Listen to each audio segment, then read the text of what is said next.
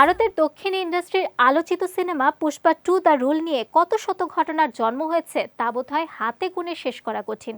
এসবের মধ্যে সবচেয়ে আলোচিত ছিল সিনেমাটির প্রিমিয়ারে পদপিষ্ট হয়ে নারীর মৃত্যু ও তার ছেলে গুরুতর আহত হওয়ার ঘটনা।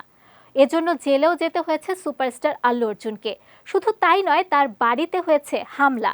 এবার আহত শিশুটিকে দেখতে হায়দ্রাবাদের KIMS হাসপাতালে গেলেন তিনি। ভারতীয় গণমাধ্যমের একটি প্রতিবেদন থেকে জানা গেছে 5 জানুয়ারি শ্রীতেজা নামক আহত ছেলেটিকে দেখতে যাওয়ার কথা ছিল আল্লুর, কিন্তু সেই পরিকল্পনা শেষ পর্যন্ত বাতিল করা হয়।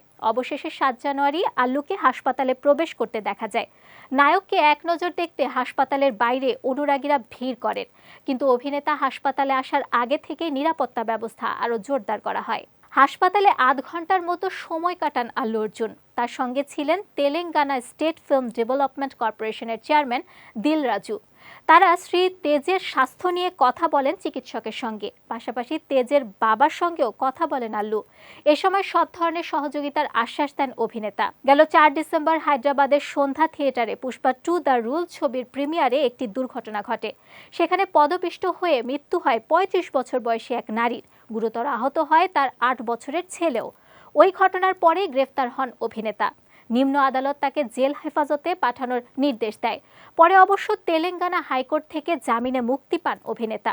এর মধ্যেই আইনি জটিলতা সহ নানা ঝামেলায় পড়তে হয়েছিল তাকে। এসব ঝামেলা কিছুটা কাটিয়ে আহত শিশুকে দেখতে হাসপাতালে ছুটলেন আল্লু অর্জুন।